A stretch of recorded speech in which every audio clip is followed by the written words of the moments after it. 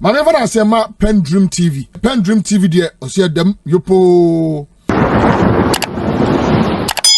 Lawyer Martin Kpebu akasa na yebisa no ekwan a NDC amanyoko na anasa President John Dramani Mahama efa so resete judiciary no na Lawyer Martin Kpebu say currently no confidence has been restored in the judiciary. Ghana for anya GDA judiciary no in a sense that former Chief Justice Tokono misconduct in 1 or 2 ways be while in office no emrano no ediya.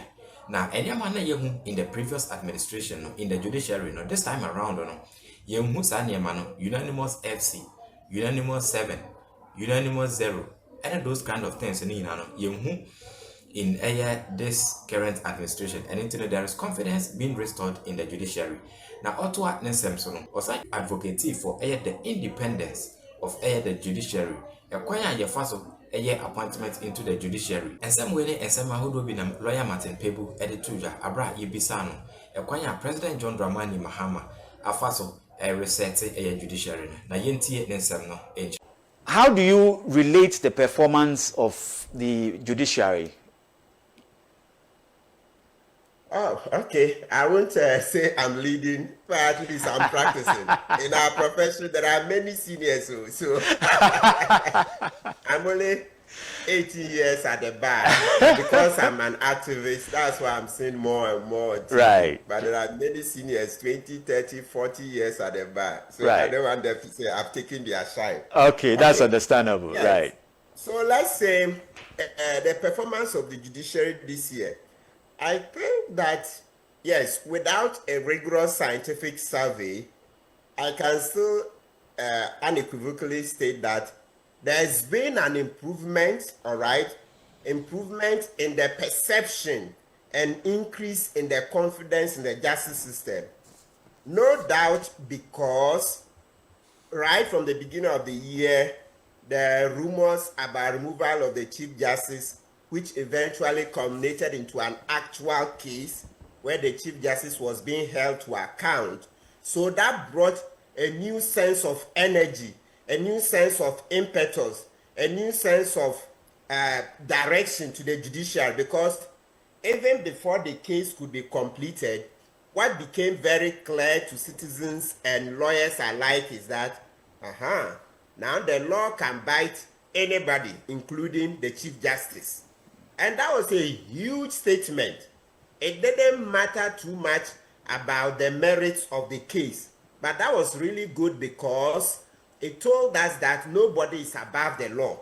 So, I mean, never mind about the issues some people raise with the actual case, etc. But I'm talking about the signaling effect, right? The optics. The optics were great because it now sent a message to all of us that we all live under the law. There is no case of somebody is above the law. Because, before that, a lot of citizens had a lot of cynicism that, the powerful people in society cannot be touched. The powerful in society cannot be touched. The powerful in society cannot be touched. But once the Chief Justice petition came out, and then there were issues, etc., it sent that great signal. So the whole year is seeing an upsurge in confidence, and eventually with the removal, which was right in law. And so that's where I would disagree with Professor Bafo. Earlier on, yesterday on Ghana Tonight on TV3, Professor Bafo said, once we've not questioned the travel records of the Speaker of Parliament, we've not questioned the travel records of President Mahama, or a president. He didn't say President Mahama, but a president. That means we shouldn't question the travel records of ex-Chief Justice Tokono. You know that with due respect, we all know how Professor Bafo, we all love him. He does well in these matters. But on this occasion, I have to respectfully disagree with him. Because then the logic of his argument is that if a thief is caught, because we all know how politicians have looted us and they continue to loot us, then the logic is that when somebody is caught stealing a bunch of plantain or banana, we shouldn't deal with it because we've not been able to deal with our politicians whom we all know generally over the years, they've looted us dry, right? We can't do that. In Chi, they say, Kronfor, and then Yachino. Yes, even though in this case, it's not pure technical stealing, but, I'm doing effective communication, meaning wrongdoing. Yeah. So the wrongdoer is the one who has been caught. So if there are a million other wrongdoers and their case have not been brought forward, they are not the ones who will deal with. We will deal with the one that has been brought. And let me tell you, David, did I get the name right? Yes, the name again. Yes, it's David. David. Yeah. So David, look, let's not joke with this matter. The case that resulted in the removal of Justice Tokono, all the issues are very serious matters. You see, we talk about protecting the public purse, and the judiciary must lead the charges. A chief justice cannot take our money and buy tickets for the husband, another time take our money and buy tickets for the daughter, which is not sanctioned by law. The simple argument is this. Go to Article 71, the conditions of service. We have the Green Street report, the Rama Ade report, the Buando report. That's where you look at. David, that's a simple thing. Go and open those reports and look whether the conditions of service of a chief justice includes traveling with daughter, traveling with husband. It's simple. It's a constitutional matter. So anytime I hear people just look at the quantum, 100,000 is nothing. In all, I think when you put it together, by some accounts, it's about 360 something thousand. That's a lot of money. Do you know how many people, look, even teachers, you will find a teacher teaching the classroom over 20 years and the whole year doesn't end up to 150,000 a year. David, let's repeat this thing. When you put together the money that was misused in the Tokono case, the last time I was on another platform, when it was put together, it was upwards of 360,000. And I'm making the point that there are millions of teachers who have taught in the classroom over 20 years. Okay, so somebody who has been teaching as a teacher over 20 years. And the whole year, when you put that person's salary together, it's not up to 150. I have increased it. The last time a teacher gave me this argument, the teacher was talking about 100,000 Ghana. Somebody who has been working year 1, year 2, year 3, 4, 5, 6, 7, 8, 9, 10, up to 20. And today, the whole year does not end up to 150,000. And the chief justice takes that money, blows on daughter, blows on husband, and then somebody tells me that, because we've not questioned Speaker of Parliament's travels, we've not questioned President's travel, we shouldn't start. A journey of 1,000 miles begins with the very first step. A journey of 1,000 miles begins with the very first step. And in any event, I can readily recall that when Speaker Alban Gbadin was giving, the MPP administration a lot of headache, they came and exposed his travel records to Dubai. He showed his family members, etc. And he received a lot of chastisements and opprobrium. Yes, that was a form of accountability. Right. But let's say that at that time, nobody presented a petition for removal of Speaker. But I still remember it. The Speaker was embarrassed. He showed huge medical bills, etc. So it's not correct that nobody has ever questioned a Speaker of Parliament's travels, a President's travels, etc. And even in any event, assuming it's never been done, a journey of 1,000 miles begins with the very first step. And it's never been our law that we shouldn't prosecute or hold people accountable because other people have taken millions of dollars, hundreds. Yes, and we know.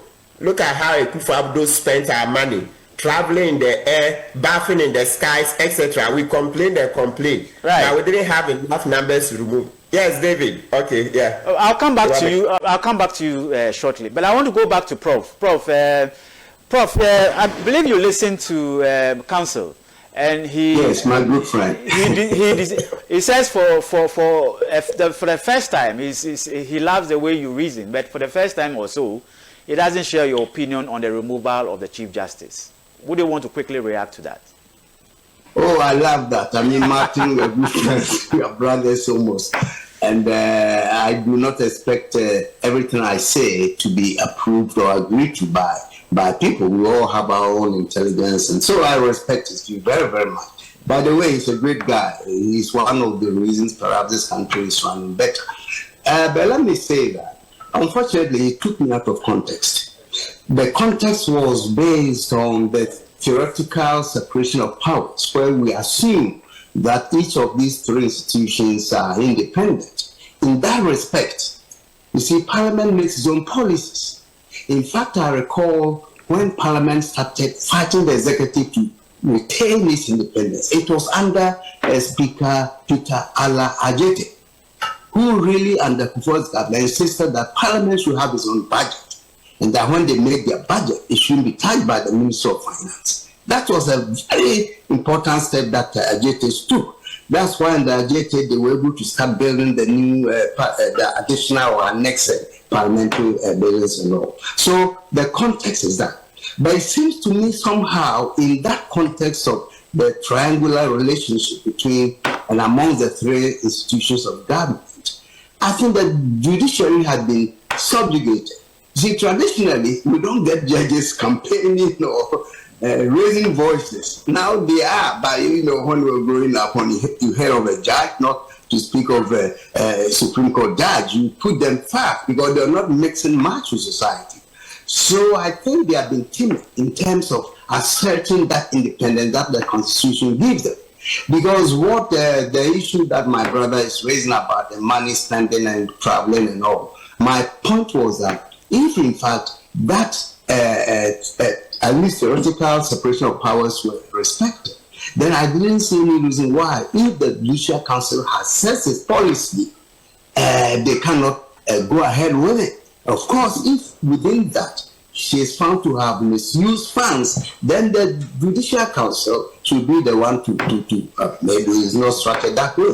So my point, my brother, is that simply put, if we are going to retain the separation of powers, then we must find a way for each of the institutions to be accountable, number one. And it's true, when the Baghdad travel with his family members who raise voices, nobody filed that. Then also, another important point, and I started my submission by making that very clear. My disturbance is not, or my concern is not Tokono who has been fired. That for me, I don't even know the woman anyway. What I'm concerned about is the principles that we pursue in governance, you see, and in our politics. If every political party is going to promise in a campaign because a certain official they don't like, because before the elections we know that Tokono has been criticized for making certain rules, certain decisions that were not popular and all that. I'm aware of that. But if a political party makes it part of its agenda, that when we come we shall replace ABCD, just like what's the name, Akufo-Addo did and removed Charlotte said. That is my concern, that we cannot have a system, a democratic system, where every government comes in and targets before election. You said, me, if I win, I'll do a BCD. That becomes a little bit problematic for me. That is a concern I have. Not that Tokono did not use the money or he used it wrongly and therefore he's been sanctioned. No, I don't have a problem. After all, the process for hair removal followed exactly the constitutional process. So me, I don't fault the president for doing what he did. Just that somebody presented one petition, Akufo-Addo stood on that, and they removed Charlotte. At the same time, we also know instances where presidents receive petitions and they dismiss them. They didn't process, like Professor Azar towards Akufo-Addo's end of rule. There was a petition to remove the Chief Justice again. It was, so the presidents have this discretion. So, right. As I say, let us protect the key principles of governance in such a way that we can predict what comes, but not for a new government coming in to simply change. Of course, if there are good reasons to do so, why not? But the pre-election prophecies or promises to to remove people become self-fulfilling prophecies when they come into governance. That is where my concern is. Right. So, my brother, I don't think we are happy to be different on that one. Martin Kpebu, are you there? Yes, David. Yes. I'm here. Right. Okay. Yes. So I like the clarification. Yes, I also support that in the new constitution there should be amendments in such a manner that the judiciary will be more independent. Yes, we've complained about it, that Article 144 must be restructured. And so if you look at the HKC Prempe report, it's made some attempts, but it's not far-reaching enough. So, generally the committee report, I'm seeing other things in the HKC Prempe report that are not far-reaching enough. So when we open the debate fully, we'll see how we can contribute more to make the report better.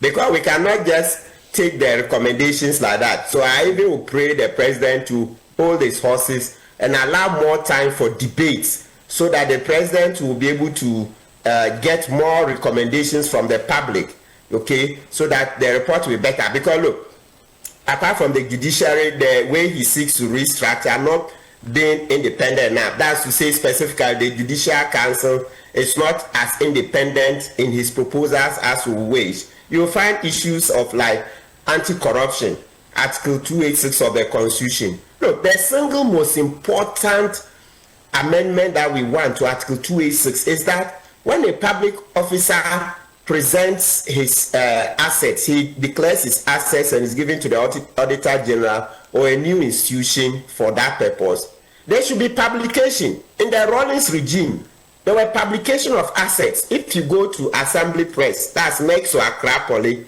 that's now Accra Tenka University, you can buy the asset declarations of ex-President Rawlings, his ministers, PV Obe, all those people. What happened? Right. The armed robbers go to rob them, like parliamentarians were saying in the 90s when we wanted to change the law. So, but this new proposal that HKC Prempe is brought, his committee is brought, he's not be able to put this simple matter that there should be publication. Meanwhile, when you check the 5th IMF review, the one that was published earlier this month, December 2025, the IMF was very unhappy about the removal of that clause from the bill. There's a bill that we are seeking to pass, a new asset declaration law, that's code of conduct for public officers, etc. And this current administration, they removed the provision that says that when a public officer declares his asset, it must be published. So the IMF rightly took on the JM administration that this is not on. Right. Then the JM administration answered that they will let HKC Prempe deal with it in their report. Now, HKC Prempe's report is in, and they've swerved the same question. Right. They swerved it. No, when I saw that part, I was like, no, this HKC Prempe report is not right. Right. We have to tear it apart and reconstruct it. If not, we cannot go on this matter. It has too many controversies. We'll come to the review before the constitutional reviews report before you take leave of us. I know you have to leave early, but I want to come in studio and have a quick discussion with Doc. Doc, you've listened to the two arguments from counsel and Prof. Everything borders on the independence of the judiciary. And then maybe perhaps the attempts, by the executive, to stretch its powers into the judiciary. Listening to both sides, where do you think this stands? In relation to the various thematic areas. While Prof is emphatic on the need to prevent what I have understood from him as partisan politicization of the judiciary. Yeah. That's what happened, and I agree with him. Look, it is a dangerous. It is a tribute to constitutional tyranny to allow the executive to interfere in the work of the law, or even control the judiciary, or to even allow political parties to use the judiciary, a very important organ of government, as the subject matter of their partisan game. It's very dangerous for a political party whilst in opposition to clearly state that if it comes to power, it will remove this or that.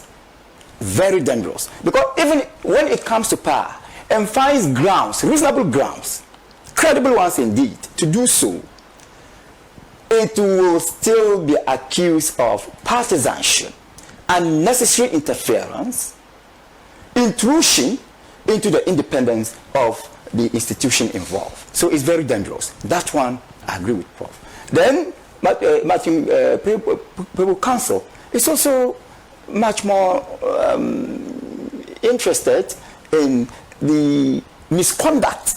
Yeah. I won't call it alleged misconduct because the issue has been established. Yeah. Yes. I mean, he is a lawyer, he understands. Right. Because of if it was still being dealt with, we would have called it alleged. But now it has been dealt with. Yes, Prof. Yes. So at the end of the day, you will agree with me. You will agree with me that we'll work on it.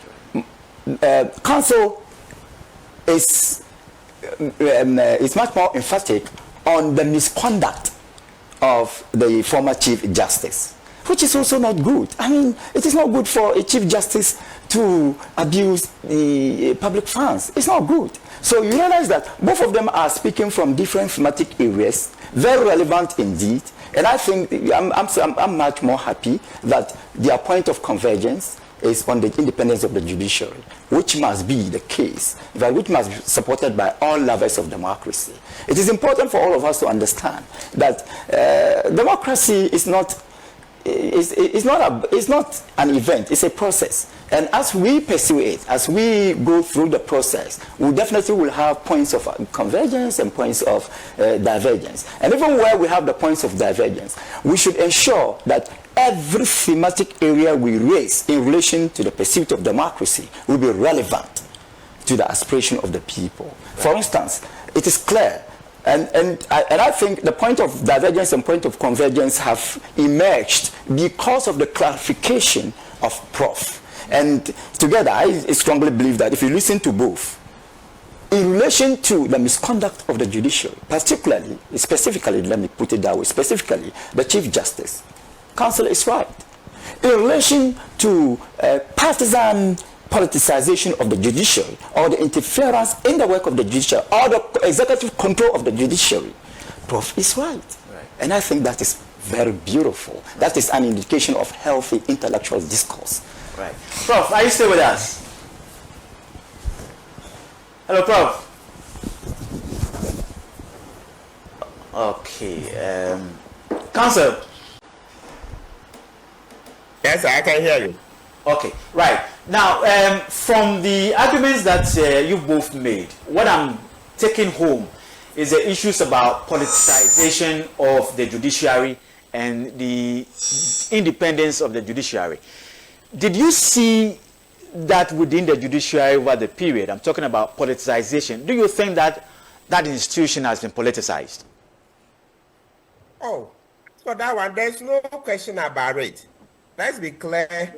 When we say politicization, unless maybe I've not understood it, my understanding is that politics in the way the judges are selected, etc. Oh, that one, we can't run away from it. To be a Supreme Court judge, look, the president must like you. That's so far. I'm not saying that's the law, but that's the trend. The president and big people in the party must like you.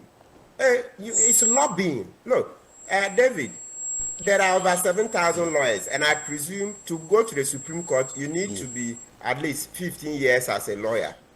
Even without checking scientifically, I can vouch that there are more than 2,000 lawyers who are at least 15 years at the bar. There will be more than 2,000 lawyers, right? Out of the lot, right? Now, even if assuming that number is not 2,000, even if it's 1,000, the point I'm making is that to become a Supreme Court judge is intense lobbying. It's not too much about you are intelligent, etc. Because everybody, once you've qualified as a lawyer, generally, of course, there are exceptions. It means you are good enough. You pass the exams. And it's one exam you write. So you see the judges, they are lawyers first and foremost.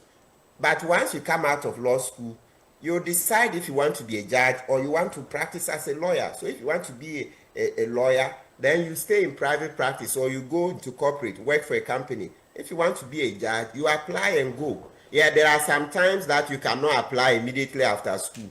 That's if you want to be a magistrate. There were times that you had to work as a lawyer for 3 years.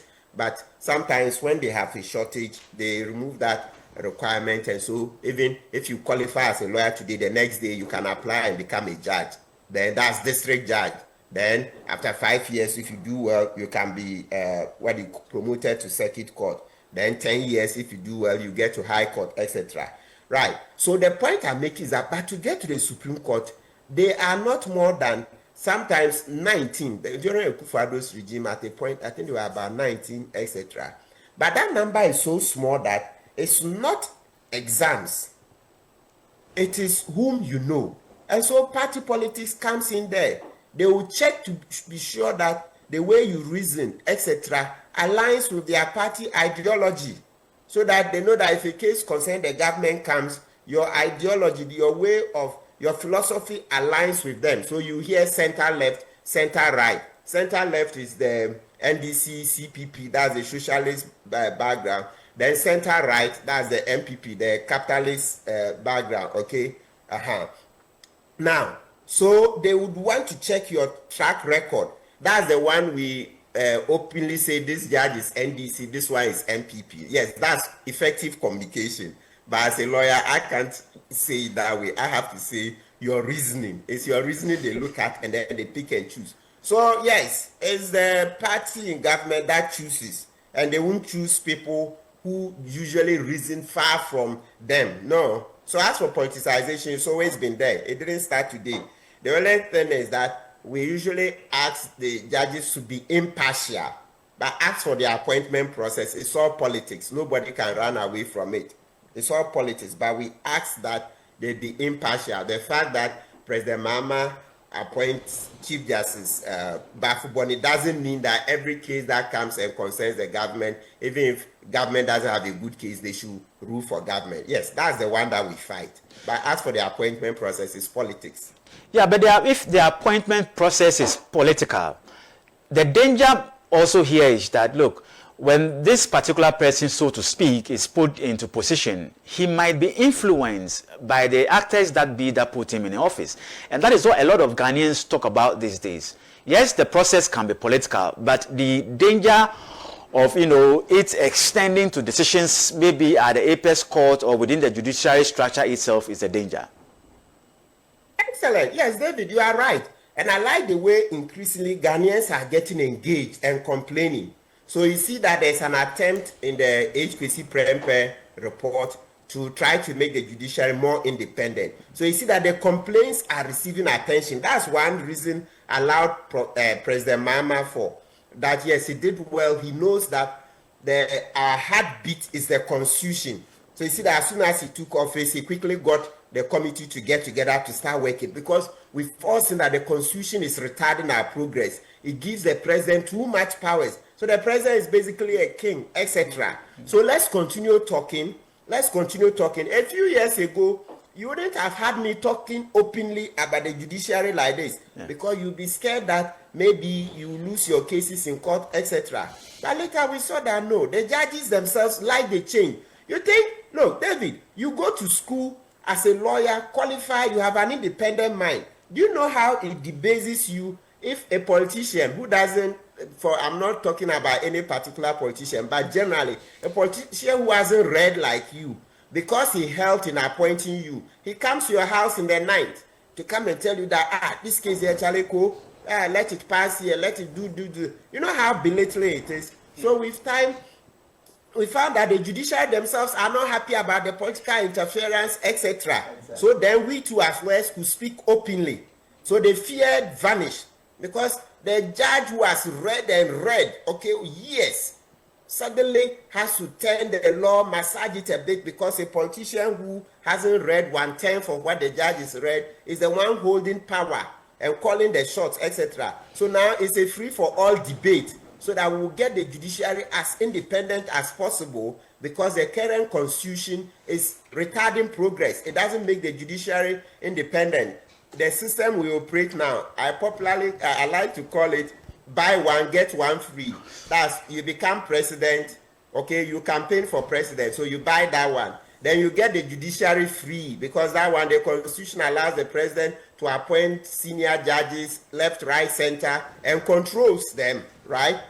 So you are right. Citizens have complained, and we've all come to accept that we must make the judiciary independent. And so that's what HPC Prempe has started, but it's not quite finished. And like we said, let's debate the report more and more so that we'll bring more feedback to make the proposal stronger. Then we can do the referendum and the other things, amendments in Parliament, to get the Constitution better for our development. Right. I'll come back to you for your wrap-up, where I know you have to leave earlier. Let me go to Prof. Prof, are you with me? Yes, I am. Yes. So how do we cure, the fears of Ghanaians? Because anywhere you go, the perception, you earlier on talked about the perception. The perception index, the perception index on the neutrality, so to speak, of the judiciary doesn't look so good. The politicization issues and rest. How do we cure it? I think it's a difficult question, because I'm not sure we can cure it as such. But measures can be taken to mitigate. Like my good friend Martin said, every president would like to appoint superior judges who share their ideology, so to speak. Look, in the United States, between the Democrats and the Republicans, whenever there's a vacancy on the Supreme Court and the Democrats are in power, by all means, they're going to pick someone whose ideology or philosophy or outlook generally favors, because every government would like to have the support needed to execute their agenda. So that is not surprising. Though the insistence is that once you swear the oath, you are going to stay neutral, you're going to be non-partisan and all.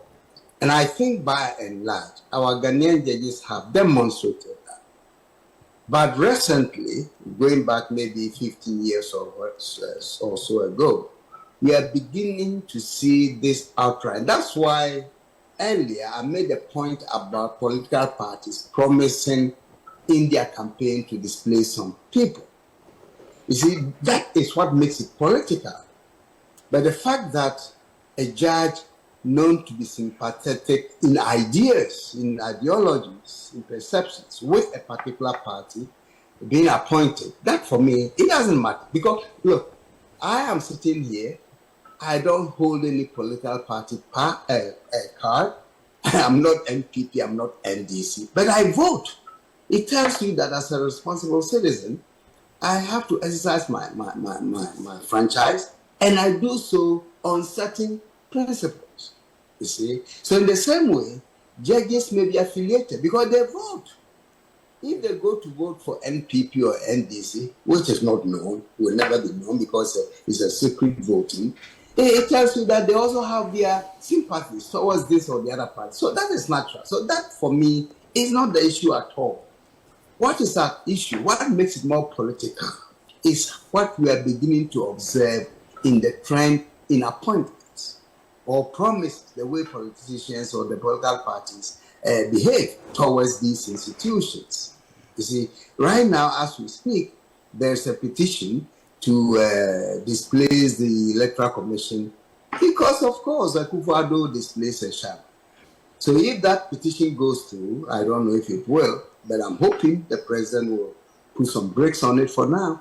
If it goes through, then my fear of having this vicious cycle of every new government replacing the heads of these critical institutions become problematic. That is where my concern is, So I think the new, as Martin said rightly, if the new proposals for reforming our constitution includes one, I know that there's a proposal to now empower the Council of State to play a more prominent role in the recruitment of chief justices and certain important positions. If we can do that, at least it will help to mitigate the extent of open political interference in the affairs of these institutions. But as I say, it doesn't mean that this institution, the leaders of these institutions, people that we seek to replace, they have their political loyalties, and that's fine. It's natural. We can't expect the Chief Justice will not be with this or that party privately, or they go to vote for it. But when it comes to sitting, and I think my good friend Martin will agree that once you take the oath, you are presumed to be independent. You are presumed to be non-partial. You are presumed to base your judgment on the law. You see, whether they do that rightly or wrongly, I think Martin is a better person to say that. But these presumptions are important. Otherwise, we cannot have a real sensible way of, addressing our problems. I want us to wrap this up. Doug, I'll come to you because they have to leave, before we end up. Counsel, I want to start off with you. One area that we cannot forget in 2025 when it comes to the judiciary is the issues around election and constitutional issues, litigation of election and constitutional matters. You talk about the parliamentary election, disputes. From where you sit, how has this ended us as a country? Looking at these electoral processes, one way or the other, the Supreme Court comes in to take decisions that affects the decisions of the Electoral Commission itself, and then, the electoral process itself. How do you think the judiciary, how far has the judiciary stretched its arm in the affairs of the electoral process? Okay, generally, you'd say that we've improved. We've improved because, you see, we are looking at a case where the election 2012 petition, we spent about 9 months to adjudicate. But in the election 2020 petition, we spent, 43 days or so, even though the law said 41 or 42. So just 1 or 2 days beyond what the new law had stipulated. So you see that the judiciary has improved in terms of helping to manage electoral disputes. And the judiciary too has been very clear that the EC is independent. So the judiciary doesn't lightly overturn EC's decisions. No, when you read the Abu Ramadan cases, Abu Ramadan, there are 1, 2, 3, etc. Right? You see that the Supreme Court has jealously guarded the independence of the EC. The Supreme Court doesn't take delight in just overturning EC's decisions left, right, and center. No, the ones that are discretionary, the Supreme Court looks at it. If there is no wild abuse of the discretion, the Supreme Court doesn't touch. Now, high courts, etc., they only begin to touch when there is a big abuse of the law. So if you come to Pandai like this, I know the Pandai constituency matter, the judgment has raised a lot of eyebrows, etc. But that is why there is an appeal process. You see, so largely, you would not say that the courts have interfered too much in the affairs of the EC. No, they have not. In actual fact, rather, there were times that we felt that the courts overprotected the EC. Yes, there were times that citizens were upset that the courts were overprotecting the EC. Remember election 2020, NDC wanted the EC chair, Jim Mensah, to enter the box and testify, give an account, not just NDC, governance, experts, etc. Felt that Jim Mensah should take the stand. I know there was a Supreme Court ruling that said no, NDC had not brought enough evidence to ask Jim Mensah to respond. So that was a technical rule.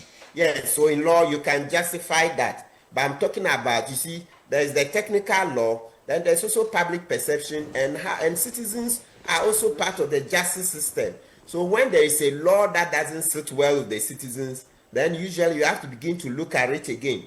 Because Article 125 of the Constitution says, justice emanates from what? The people. Yes, Article 125 of the Constitution is clear that justice emanates from the people. So when you have certain rules that citizens don't understand, then you have to try as much as possible to explain, to carry them along. If not, citizens will say, this is not justice, this is not justice. And then you have problems, you see. So I remember that key seminal moment in our national life where citizens were upset that the Supreme Court didn't allow Jim Mensah to testify. So on the whole, you would not say that the Supreme Court has been interfering in the affairs of the EC willy-nilly. No, they've used the rules, and overall, rather, citizens have felt that the Supreme Court overprotected. That's their feeling. I'm talking about sentiment, not law. I've told you that, yes, the Supreme Court decision that Jim Mensah should not testify. Yes, in law you can justify, but when citizens don't accept, it's another argument. So let me end this way. You see Article 125, it says, justice emanates from the people and shall be administered in the name of the Republic by the judiciary, blah, blah, which shall be independent, etc. You see, so I'm putting that element that so we have rules that don't sit well with the citizens. You have to do something about it. Thank you. Right, let me ask this. For the ordinary man watching us, how should he take this case that the Supreme Court, so to speak, came in to suspend the plans of the Electoral Commission? I'm referring to the Pandai by-election. Had stopped the process, had stopped the EC from further, going ahead to conduct that rerun. How should the ordinary person sitting watching us at home take this incident, the Supreme Court's decision to stop the Electoral Commission from performing what its mandate says to be? Yes, so they should take it that, yes, the Supreme Court is saying that we should wait. It's the Supreme Court that has a final arbiter. They should be a bit patient, okay? They should be a bit patient, and in any event, at least, we know that in the interim, the people of Pandai are being represented by Martin Nyendam, the current MP. That's the MPP candidate. So we are not losing too much in terms of representation. Even though in terms of justice, we must quickly get to the bottom of the matter so that the right person should be the one to lead. So I beg citizens that they should take it, like we say in Ghanaian English, take it like that. But it's not going to stretch forever, because citizens have made clear to the Supreme Court that they should hurry up. So I think they are going back January, is it 13th or so? Yes. So Counsel, in this case, I'm referring to the perception that there's an interference, from the judiciary. In this case, the Supreme Court. Yes. So I'll repeat. I said that we should accept that the Supreme Court is the final arbiter. They must finally say what is the law. And so that is the constitution we've adopted for ourselves, that the Supreme Court is the last person to speak. Like when I say person, artificial person. The Supreme Court is the last institution to say what the law is. And they are saying, just hold on. 13th January, we will deal with this matter.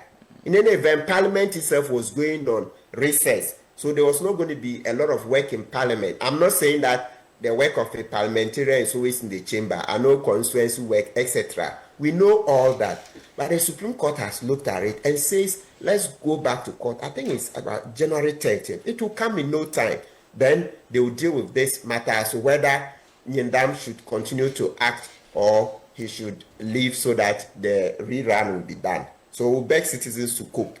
Let's cope. Right. I'll come back for your wrap-up words before you leave us. But let's... I'm not PENDREAM TV. Now, so far so good.